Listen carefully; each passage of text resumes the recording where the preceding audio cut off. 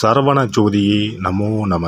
வாழ்க வையகம், வாழ்க வளமுடன். அனைத்து தமிழ் நெஞ்சங்களுக்கும் கனிவான வணக்கங்கள். நாம் தற்போது 2025ஆம் ஆண்டின் இறுதியை நெருங்கிக் கொண்டிருக்கிறோம்.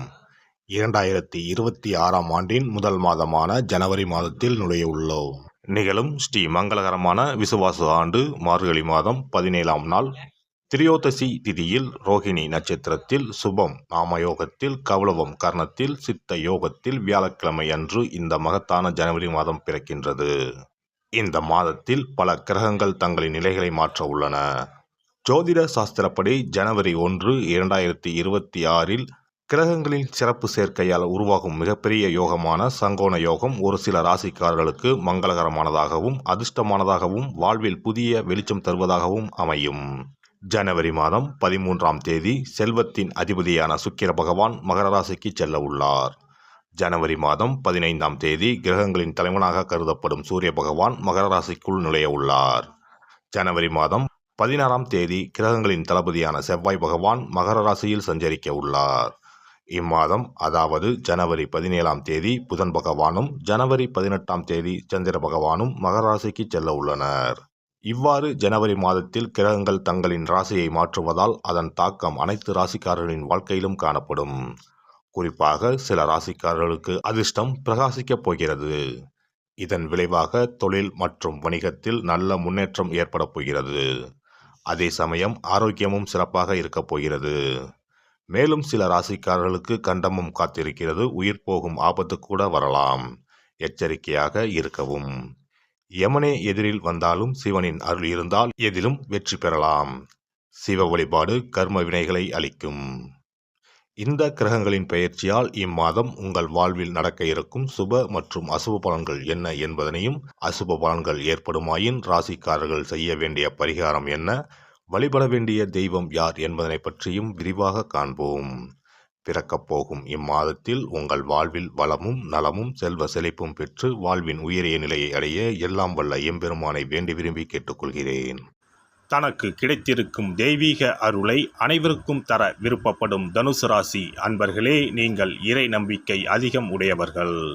இந்த மாதம் அனைத்து கடினமான பணிகளையும் எளிதாக செய்து முடிக்கும் சூழ்நிலை உண்டாகும். பணவரத்து உண்டாகும். உடல் ஆரோக்கியத்தில் கவனம் தேவை. வீண் செலவுகள் உண்டாகும். எதிர்ப்புகள் நீங்கி காரிய அனுகூலம் உண்டாகும்.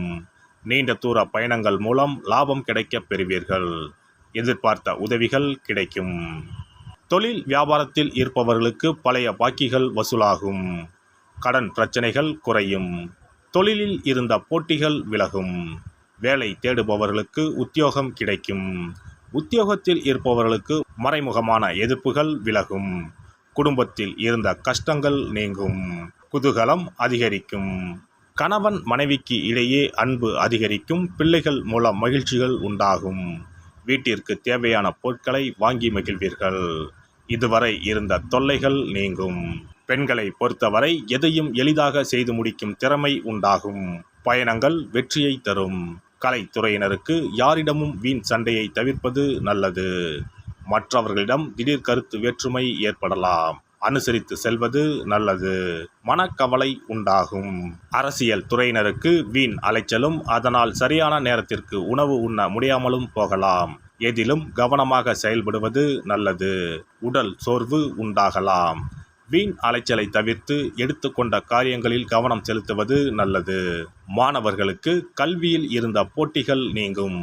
எதிர்பார்த்த வெற்றிக்கு கூடுதலாக முயற்சி செய்வது பலன் அளிக்கும். நட்சத்திர பலன்கள். மூலம் நட்சத்திரம். இந்த மாதம் தொழில் வியாபாரம் சிறப்படையும். வியாபார வளர்ச்சிக்கு இருந்த தடைகள் நீங்கும். பழைய பாக்கிகள் வசூலாகும். அரசாங்கம் தொடர்பான விஷயங்கள் சாதகமாக முடியும்.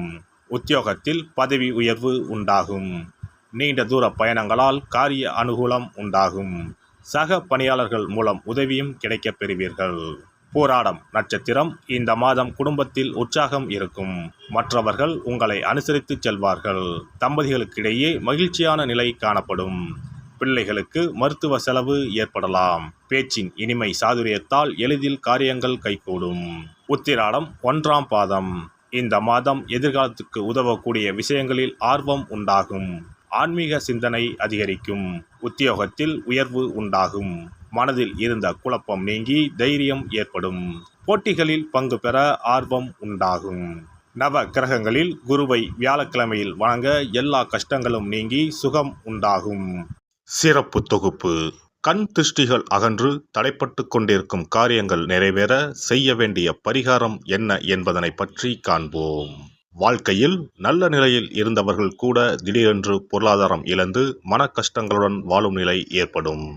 இந்த நிலை எதனால் ஏற்பட்டது என்று ஆராய்ந்து பார்த்தால் பெரும்பாலும் அவர்களின் மீதான கண் திருஷ்டிதான் காரணமாக இருக்கும். கல்லடி பட்டாலும் கண்ணடி படக்கூடாது என்று சொல்வார்கள் அல்லவா, அது உண்மைதான். இது போன்ற பிறரின் பொறாமை கொண்ட கண் திருஷ்டியினால் பலரின் வாழ்க்கை சிரமத்திற்கு ஆளாக நேரிடும். இது போன்ற கண் திருஷ்டிகளிலிருந்து எப்படி தப்பிப்பது? இருக்கவே இருக்கிறது எளிதாக கிடைக்கும் ஊமத்தஞ்செடி. தெய்வ சக்தி நிறைந்த செடியாக கருதப்படும் ஊமத்தஞ்செடியின் காய், பூ, இலைகள் என அனைத்தும் தீய சக்திகள் விரட்ட பரிகாரத்துக்கு பயன்படுகிறது. பொதுவாக ஊமத்தம் காய்க்கு கெடுதலை அகற்றக்கூடிய சக்தி உண்டு. நம் வீட்டில் உள்ள எதிர்மறை சக்தியை அகற்றுவதற்கு ஊமத்தங்காய் தீபம் சிறந்த பரிகாரமாகிறது. தெய்வீக மகத்துவம் நிறைந்த ஊமத்தங்காய் மற்றும் பூவையும் எடுத்துக்கொள்ளுங்கள். வீட்டுக்கு அருகில் இல்லை என்றால் நாட்டு மருந்து கடைகளில் கிடைக்கும். இந்த 2 பொருட்களையும் மஞ்சள் தண்ணீரை கொண்டு நன்றாக கழுவி விடுங்கள். சிறிது நேரம் அவற்றிலுள்ள ஈரம் போக ஆறவிட்டு பிறகு அவற்றை ஒரு மஞ்சள் துணியில் குலதெய்வத்தை வேண்டி ₹1 நாணயத்தோடு சேர்த்து முடிந்து வீட்டின் நிலைப்படியில் கட்டி தொங்க விடுங்கள். இந்த முடிச்சை வெள்ளிக்கிழமை அல்லது ஞாயிற்றுக்கிழமைகளில் தயார் செய்து வாசல் படியில் கட்டுவது சிறப்பு. தினமும் வீட்டில் தீபம் ஏற்றி காண்பிக்கும் போது இந்த முடிச்சுக்கும் காண்பிக்கவும். இதேபோல் ஊமத்தம் இலைகள் கிடைத்தால் அந்த இலைகளை சுத்தமான மஞ்சள் தண்ணீரில் கழுவிவிட்டு அவற்றை கொண்டு வீட்டில் இருக்கும் விநாயகருக்கு திங்கள் கிழமைகளில் தொடர்ந்து அர்ச்சனை செய்து வர வேண்டும். ஊமத்தம் பூவையும் விநாயகருக்கு சூட்டலாம். 3 வாரங்கள் தொடர்ந்து திங்கள் கிழமைகளில் விநாயகருக்கு ஊமத்தை இலையால் அர்ச்சனை செய்து ஊமத்தம் பூவை சூட்டி வழிபட்டால் வீட்டில் உள்ள கெட்ட சக்தி நடமாட்டம் மற்றும் கண் திருஷ்டிகள் தீரும். ஊமத்தம் செடியும் சிவபெருமானுக்கு உகந்த இலை ஆகும். இந்த ஊமத்தங்காய் வைத்து சிவபெருமானுக்கு தீபம் ஏற்றி வழிபடுவதன் மூலம் நமது பிரச்சனைகளில் இருந்து எளிதாக விடுபட முடியும். முதலில் 2 ஊமத்தங்காய்களை எடுத்துக்கொள்ள வேண்டும். அவற்றின் மீது முட்கள் இருப்பதால் மிகவும் கவனமாக கையாள வேண்டும். ஊமத்தங்காயின் காம்பு பகுதிகளை வெட்டி கொண்டு கத்தியை பயன்படுத்தி ஊமத்தங்காயின் உள்ளே இருக்கும் விதை பகுதியை முழுவதுமாக நீக்கிவிட வேண்டும். பின்னர் 2 அகல் விளக்குகள் மற்றும் விளக்கு வைப்பதற்கான 2 தட்டுகளை எடுத்து சுத்தம் செய்து அவற்றிற்கு மஞ்சள் குங்குமம் போட்டு வைத்துக் கொள்ள வேண்டும். பின்னர் 2 தட்டின் மீதும் ஒவ்வொரு அகல் விளக்கை வைத்துக் கொள்ள வேண்டும்.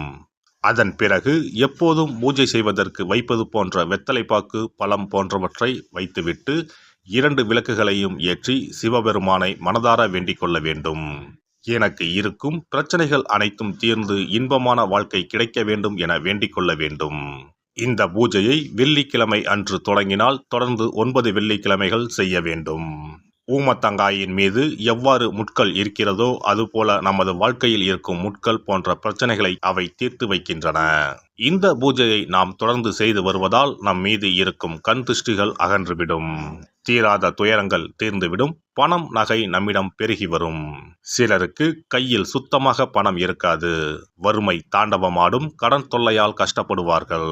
பண பிரச்சனையில் சிக்கி கொண்டிருப்பவர்கள் இந்த தீபத்தை ஏற்றினால் 3 வாரங்களில் நல்ல பலனை பெற முடியும். தொழிலில் நல்ல முன்னேற்றம் இருக்கும். கடன் பிரச்சனைகள் தீரும். உறவினர்களிடையே பகைமை இருந்தால் அவையும் மறைந்துவிடும். நோய்வாய் உள்ளவர்கள் இந்த தீபத்தை ஏற்றுவதன் மூலம் நல்ல பலனை பெற முடியும். பொதுவாகவே எந்த பரிகாரம் என்றாலும் அதை முழு நம்பிக்கையுடன் செய்தால் மட்டுமே முழு பலன் கிடைக்கும் என்பதை நினைவில் கொள்ளுங்கள். எல்லாம் வல்ல இறையருளால் நீங்களும் உங்கள் அன்பு குடும்பமும் உடல் நலம், நீலாயுள், நிறை செல்வம், உயர் புகழ், மெய்ஞானம் ஓங்கி வாழ்க வளமுடன். இந்த வீடியோ பதிவு உங்களுக்கு பிடித்திருந்தால் லைக் பண்ணுங்க, கமெண்ட் பண்ணுங்க, ஷேர் பண்ணுங்க. மறக்காம சப்ஸ்கிரைப் பண்ணுங்க. பக்கத்துல இருக்கிற பெல் பட்டனை கிளிக் பண்ணுங்க. நன்றி, வணக்கம். ஓம் நமச்சிவாய. சிவாய நம.